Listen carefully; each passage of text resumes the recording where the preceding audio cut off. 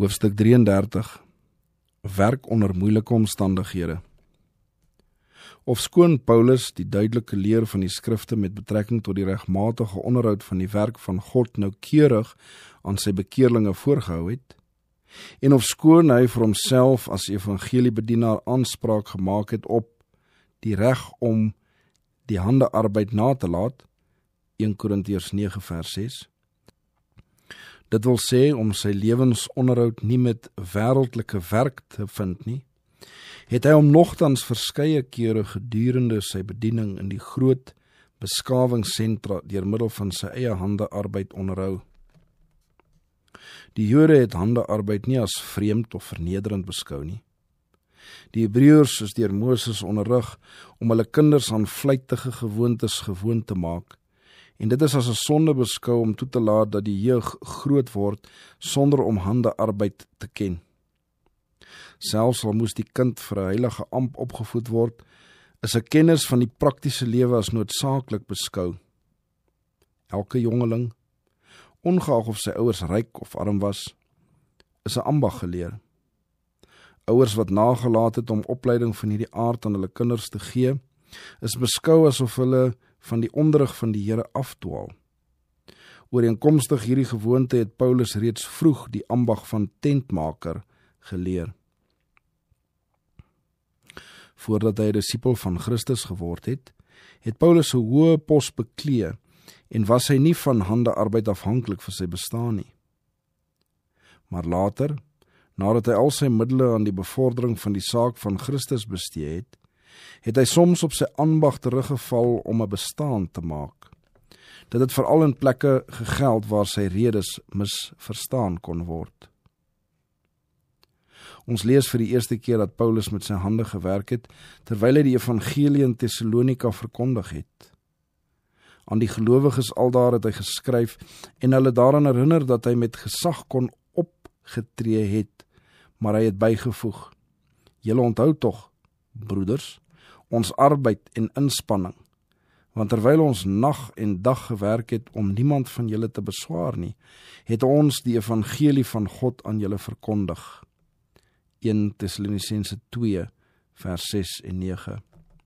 En in sy tweede sendbrief van hulle het hy weer verklaar dat hy en sy medewerkers terwyl hulle by hulle was, nie brood by iemand kosteloos geëet het nie.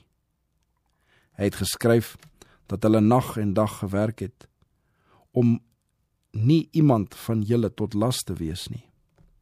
Nie dat ons dit nie reg het nie, maar om onsself vir julle as 'n voorbeeld te stel, dat julle ons kan navolg. 2 Tessalonisense 3 vers 8 en 9. In Thessalonika het Paulus mense ontmoet wat geweier het om met hulle hande te werk. Dit was van daardie klas wat hy later geskryf het: "Ons hoor dat sommige onder julle onordelik wandel, dat hulle nie werk nie, maar bemoeisiek is. Sulke mense beveel en vermaan ons deur ons Here Jesus Christus om rustig te werk en hulle eie brood te eet."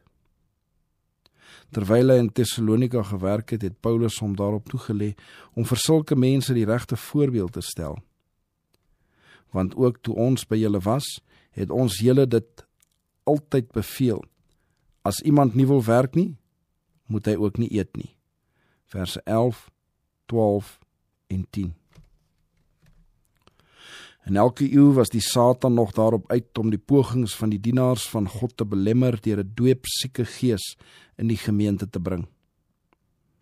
Dit was in die dae van Paulus so, en eeue later, gedurende die hervorming, was dit weer so.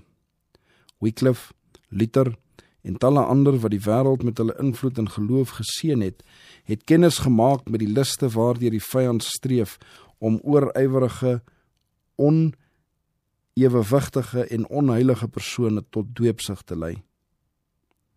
Misleide siele het verkondig dat die bereiking van ware heiligheid die gemoed bo alle aardse gedagtes voer en mense daartoe bring dat hulle geheel en al van werk onthou.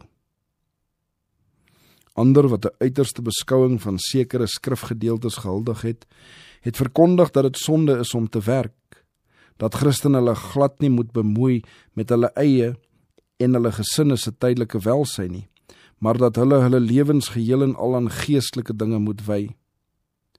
Die leer en voorbeeld van die apostel Paulus bestraf sulke uiterste sienswyses. Paulus was nie geheel en al van die werk van sy hande afhanklik terwyl hy in Thessalonika was nie. Hy het later aangaande sy verblyf in daardie stad aan die Filippense geskryf om die geskenke te erken wat hy van hulle ontvang het terwyl hy daar was. Hy het gesê: "Want ook in Thessalonika het julle vir my behoefte meer as eenmaal iets gestuur." Filippense 4 vers 16. Ondanks hy daardie hulp ontvang het, was hy versigtig om aan die Thessalonisense 'n voorbeeld van vlyt voor te hou, sodat niemand hom tereg van hebsug kon beskuldig nie, en ook sodat diegene wat fanatieke sienswyses in verband met die hande arbeid gehuldig het, 'n praktiese teregwysing ontvang het. Toe Paulus eers aan Korinthe besoek gebring het, het hy hom tussen mense bevind wat agterdogtig was oor die motiewe van vreemdelinge. Die Grieke aan die kus was ondernemende handelaars. Hulle het hulle so lank in oneerlike besigheidsmetodes geoefen, dat hulle begin glo het wins is godsvrug, en dat om geld te maak, ongeag of dit op 'n eerlike of 'n oneerlike wyse was, lofwaardig was. Paulus was bekend met hulle karaktereienskappe, en hy wou aan hulle geen rede gee om te sê dat hy die evangelie verkondig het om homself te verryk nie. Hy kon met reg van sy Korintiese toehoorders ondersteuning geëis het, maar hy was gewillig om hierdie reg te verbeur, sodat sy bruikbaarheid en sukses as prediker nie belemmer moes word, weens onregverdige agterdog, dat hy die evangelie vir wins verkondig het nie. Hy was daarop uit om alle geleentheid vir wanvoorstelling uit die weg te ruim, sodat die krag van sy boodskap nie verlore mag gaan nie. Kort na sy aankoms in Korinthe het Paulus 'n Jood gevind met die naam van Aquila, afkomstig uit Pontus, wat onlangs met sy vrou Priscilla van Italië gekom het. Hulle was van dieselfde ambag as hy, omdat hulle uit Rome verban is deur 'n dekreet van Claudius dat alle Jode beveel het om Rome te verlaat, het Aquila en Priscilla na Korinthe gegaan en hulle in die tentmakersbedryf gevestig. Paulus het aangaande hulle verneem, en toe hy uitvind dat hulle God vrees en die verderflike invloede wat hulle omring het probeer vermy, het hy by hulle gebly en gewerk. En hy het elke Sabbat in die sinagoge gespreek en Jode sowel as Grieke oortuig. Handelinge 18 vers 2 tot 4. Later het Silas en Timotheus hulle in Korinthe by hom aangesluit. Daardie broeders het van die gemeentes in Macedonië geld vir die ondersteuning van die werk saamgebring. In sy tweede sendbrief van die gelowiges in Korinthe, wat geskryf is nadat hy daar 'n sterk gemeente gestig het, het Paulus aangaande sy lewenswyse onder hulle geskryf. Het ek sonde gedoen? Het hy gevra. Deur my te verneder, sodat julle verhoog kan word, omdat ek die evangelie van God kosteloos aan julle verkondig het? Ander gemeentes het ek beroof, deur vergoeding te neem om julle te bedien, en toe ek by julle teenwoordig was, en gebrek gehad het, het ek niemand lastig geval nie. Want in my gebrek het die broeders voorsien, wat van Macedonië gekom het. En ek het my in alles in ag geneem, om julle nie te beswaar nie, en ek sal my in ag neem. So seker as die waarheid van Christus in my is, sal hierdie roem in die streke van Agaia my nie ontneem word nie. 2 Korintiërs 11 vers 7 tot 10. Paulus vertel waarom hy in Korinthe so gehandel het. Dit was sodat hy aan diegene wat 'n aanleiding wil hê, geen aanleiding tot verwyte sou gee nie. 2 Korintiërs 11 vers 12. Terwyl hy as tentmaker gewerk het, het hy ook getrou in die verkondiging van die evangelie gewerk. Aangaande sy arbeid verklaar hy self: die kentekens tog van 'n apostel is onheellik verwerklik, met alle volharding deur tekens en wonders en kragtige dade. Want wat is daar waarin julle oortref word deur die ander gemeentes, behalwe dat ek persoonlik julle nie lastig geval het nie? Vergeef my hierdie onreg. Kyk, vir die 3de keer is ek gereed om na julle te kom, en ek sal julle nie lastig val nie, want ek soek nie julle goed nie, maar julle self. En ek sal baie graag uitgee, ja, myself weggee vir julle siele. 2 Korintiërs 12 vers 12 tot 15.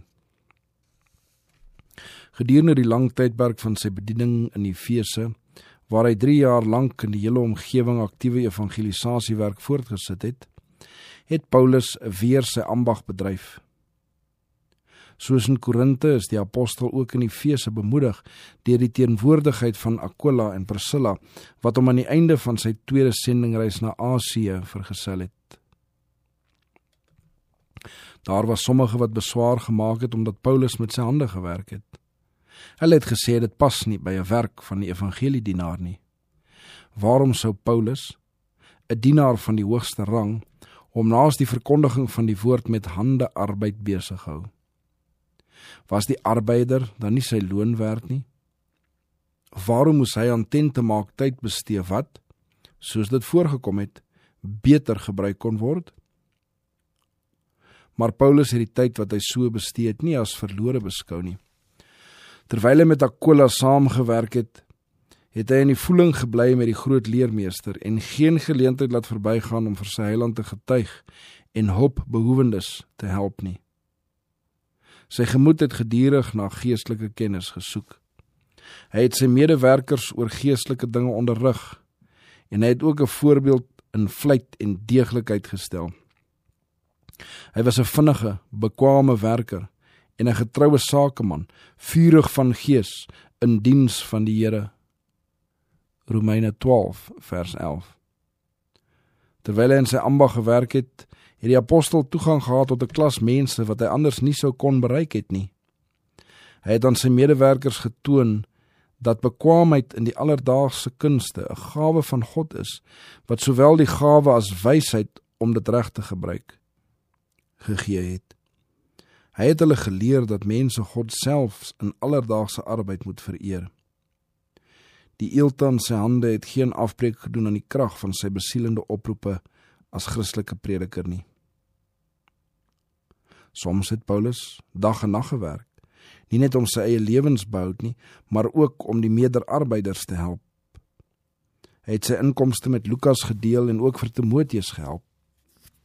Hy het selfs ook soms honger gely om die behoefte van ander te voorsien. Sy lewe was onselfsugtig. Teen die einde van sy bediening, tydens sy afskeidsrede aan die ouderlinge van Efese te Milete, kon hy sy vereelte hande voor hulle oplig en sê: Niemand se silwer of goud of klere het ek begeer nie, maar julle weet self dat hierdie hande voorsien het in die behoeftes van my en die wat by my was. Ek het julle in alles getoon dat ons so te arbeid die swakkes moet help en die woorde van die Here Jesus moet onthou, dat hy gesê het: Dit is saliger om te gee as om te ontvang. Handelinge 20 vers 33 tot 35. As predikante miskien voel dat hulle in die saak van Christus swaar kry en ontbering ly, laat hulle in hulle verbeelding besoek bring aan die werklokaal waar Paulus gewerk het. Laat hulle in gedagte hou dat terwyl hierdie gekose man van God met die seil werk, hy vir die brood werk wat hy na regte met sy arbeid as apostel verdien het. Werk is 'n seën, nie 'n vloek nie. 'n Gees van traagheid maak die godsvrug tot niet en bedroef die gees van God. Stilstaande water is onaangenaam, maar 'n suiwer, vloeiende stroom versprei gesondheid en vreugde oral in die land. Paulus het geweet dat diegene wat liggaamsoefening verwaarloos gou verswak raak. Hy wou die jong predikers leer dat handearbeid wat die spiere en senuwees inspan, hulle sou sterk maak om die arbeid en ontberinge te verduur wat op die evangelieveld vir hulle wag. En hy het besef dat sy eie onderrig aan lewe en krag sou ontbreek indien hy nie al sy liggaamsdele behoorlik oefen nie. Leiards verbeur die waardevolle ondervinding wat getroue verrigting van die gewone lewenstaakies voorsien. Nie net 'n paar nie, maar duisende mense bestaan net om die voordele wat God hulle in sy genade skenk te gebruik. Hulle vergeet om aan die Here dankoffers te bring vir die rykdom wat hy aan hulle toevertrou. Hulle vergeet dat daar van hulle verwag word om verstandig handel te dryf met die talente wat aan hulle geleen word, sodat hulle nie net verbruikers kan wees nie, maar ook voorsieners. As hulle kon begryp watter werk die Here van hulle as sy helpers verwag, sou hulle geen verantwoordelikheid vermy nie. Die bruikbaarheid van jong mense wat voel dat God hulle geroep het om te preek, hang van die manier af waarop hulle werk aanpak. Diegene wat deur God as predikers gekies is, sal hulle hoë roeping bewys en op elke moontlike manier streef om bekwame werksmense te word. Hulle sal trag om ondervinding op te doen, wat hulle in staat sal stel om te beplan, te organiseer en uit te voer. Hulle sal die heiligheid van hulle roeping waardeer en deur selfsug nog meer soos hulle meester word en sy goedheid, liefde en waarheid openbaar. En naarmate hulle met alle erns die talente verbeter wat aan hulle toevertrou is, behoort die gemeentes hulle op oordeelkundige wyse by te staan. Nie almal wat geroepe voel om te preek, behoort aangemoedig te word om dadelik met hulle gesinne van die kerk afhanklik te word vir geldelike ondersteuning nie. Daar bestaan die gevaar dat sommige van beperkte ondervinding hulle deur vleiery sal laat verlei en weens onverstandige aanmoediging sal verwag dat hulle ten volle ondersteun moet word, sonder dat hulle self ernstige pogings aanwend. Die middele wat aan die verbreiding van die werk van God gewy is, behoort nie deur manne gebruik te word wat net wil preek sodat hulle ondersteun kan word en so selfsugtige verlange na 'n gemaklike lewe kan bevredig nie. Jong manne wat hulle gawes in die evangeliebediening wil gebruik, sal 'n nuttige les vind in die voorbeeld van Paulus te Tessalonika, Korinte, Efese en ander plekke. Alhoewel hy 'n bekwame redenaar was en deur God gekies is om 'n besondere werk te doen, het hy hom nooit bo arbeid verhewe gevoel nie en het hy nooit moeg geword om op te offer vir die saak wat hy liefgehad het nie. Aan die Korintiërs het hy geskryf: Tot op hierdie uur ly ons honger en dors, ons is naak, ons word geslaan, en swerwe ons rond en soeg ons deur met ons eie hande te werk. Word ons uitgeskel, ons seën, word ons vervolg, ons verdra dit. 1 Korintiërs 4 vers 11 en 12. Paulus, een van die grootste leraars onder die mense, het sowel die nederigste as die mees verhewe pligte blymoediglik vervul. Wanneer omstandighede dit in diens van sy meester vereis het, het hy gewilliglik in sy ambag gewerk. Nogtans was hy altyd gereed om sy wêreldlike werk te staak, sodat hy die teenstand van die vyand van die evangelie die hoof kon bied, of om gebruik te maak van 'n besondere geleentheid om vir Jesus siele te win. Sy ywer en vlyt bevat 'n veroordeling vir traagheid en gemaksig. Paulus het 'n voorbeeld gestel teen die mening wat destyds in die kerkveld gewen het, dat alleenlik diegene wat geheel en al van die noodsaaklikheid om te werk vrygestel is, die evangelie met welslaag kan verkondig. Hy het op 'n praktiese wyse getoon wat toegewyde leke op baie plekke kon doen waar die mense onbekend was met die waarhede van die evangelie. Sy handelwyse het talle nederige arbeiders met die begeerte besiel om te doen wat hulle kon om die saak van God te bevorder, terwyl hulle self terselfdertyd deur hulle eie handewerk onderhou het. Aquila en Priscilla is nie geroep om al hulle tyd aan die diens van die evangeliebediening te gee nie. Nogtans is daar nederige arbeiders deur God gebruik om die weg van die waarheid meer volledig aan Apollos te toon. Die Here gebruik verskeie werkmiddels om sy planne te volvoer, en terwyl sommige wat besonder begaafd is, gekies word om al hulle kragte in te span om in die evangelie te onderrig en dit te verkondig, word talle ander wat nooit deur die oplegging van mense hande ingeseën is nie, geroep om 'n belangrike rol in die redding van siele te speel. Daar staan vir die selfversorgende evangeliewerker 'n groot veld oop. Talle doen waardevolle ondervinding op terwyl hulle deeltyds handearbeid verrig en op hierdie wyse kan kragtige werkers ontwikkel word vir diens in behoeftige velde. Die selfverloonde dienaar van God wat onvermoeid in woord en leer arbei, dra 'n swaar las op sy hart. Hy meet sy werk nie aan ure nie. Sy loon het geen invloed op sy arbeid nie, en hy laat hom ook nie weens ongunstige toestande van sy plig weglei nie. Hy het sy opdrag uit die hemel ontvang en hy verwag sy beloning van die hemel wanneer die werk wat aan hom toevertrou is, klaar is. God bedoel dat sulke werkers van onnodige bekommernis bevry moet word en dat hulle ten volle die geleentheid gestel moet word om Paulus se opdrag aan Timoteus te gehoorsaam. Wees vlytig in hierdie dinge, leef daarin. 1 Timoteus 4 vers 15. Ofskoon hulle moet sorg dat hulle genoeg oefening kry om 'n liggaam en verstand sterk te hou, is dit nogtans nie die plan van God dat hulle gedwing moet word om die grootste gedeelte van hulle tyd aan wêreldlike werk te bestee nie. Al is hierdie getroue werkers gewillig om vir die evangelie op te offer en opgeoffer te word, is hulle nie teen versoeking gevrywaar nie. Wanneer hulle deur bekommernis gekneelter en beswaar is omdat die gemeente hulle nie voldoende geldelike bystand verleen nie, word menigeen hewig deur die verleier aangeval. Wanneer hulle sien dat hulle arbeid so min gewaardeer word, raak hulle teneergedruk. Dis waar dat hulle na die tyd van oordeel uitsien om hulle regmatige beloning te ontvang en dat dit hulle opbeer, maar intussen moet hulle gesinne voedsel en klere hê. As hulle kon voel dat hulle van die goddelike opdrag bevry is, sou hulle gewilliglik met hulle hande werk, maar hulle besef dat hulle tyd, nie desteenstaande die kortsigtigheid van diegene wat hulle van voldoende middele moes voorsien het, aan God behoort. Hulle kon die versoeking te bowe om sake te doen wat hulle buite die bereik van armoede kon plaas, en hulle volhard in die bevordering van die saak wat vir hulle kosbaarder is as die lewe self.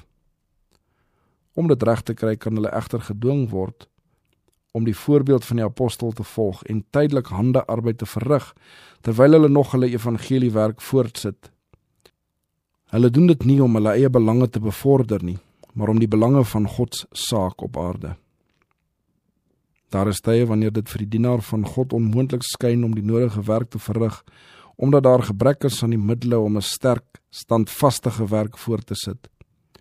Sommige vrees dat hulle nie met die geriewe ten hande alles kan verrig wat hulle verplig voel om te doen nie. Maar as hulle in geloof opruk, sal die verlossing van die Here geopenbaar word en hulle werk sal voorspoedig wees. Hy wat sy volgelinge beveel het om na alle dele van die wêreld te gaan, sal elke werker ondersteun wat gehoorsaam aan hom daarna streef om sy boodskap te verkondig. In die opbou van sy werk maak die Here nie altyd alles vir sy dienaars eenvoudig nie. Soms stel hy die vertroue van sy volk op die proef, deur omstandighede tot stand te bring wat hulle dwing om in geloof voort te gaan. Hy bring hulle dikwels in eng en beproewende plekke, en dan beveel hy hulle om voorwaarts te gaan wanneer dit skyn asof hulle voete die waters van die Jordaan betree. Dit is dan, wanneer die gebede van sy dienaars in ernstige geloof tot hom opstyg, dat God die weg voor hulle oopstel en hulle na 'n groter plek bring. Wanneer die boodskappers van God hulle verantwoordelikhede teenoor die behoeftige dele van die Here se wingerd besef, en in die gees van die meesterwerker onvermoeid vir die bekering van siele werk, sal die engele van God die weg voor hulle berei en die nodige middels om die werk voort te sit sal voorsien word. Diegene wat verlig is, sal mildelik gee om die werk wat in hulle belang verrig word te ondersteun. Hulle sal op elke geroep om hulp vrylik gee En die Gees van God sal hulle harte beweeg om die saak van die Here, nie net in die tuisvelde nie, maar in die buitelandse gebiede te ondersteun. So sal daar vir die arbeidskragte op ander plekke versterking kom en die werk van die Here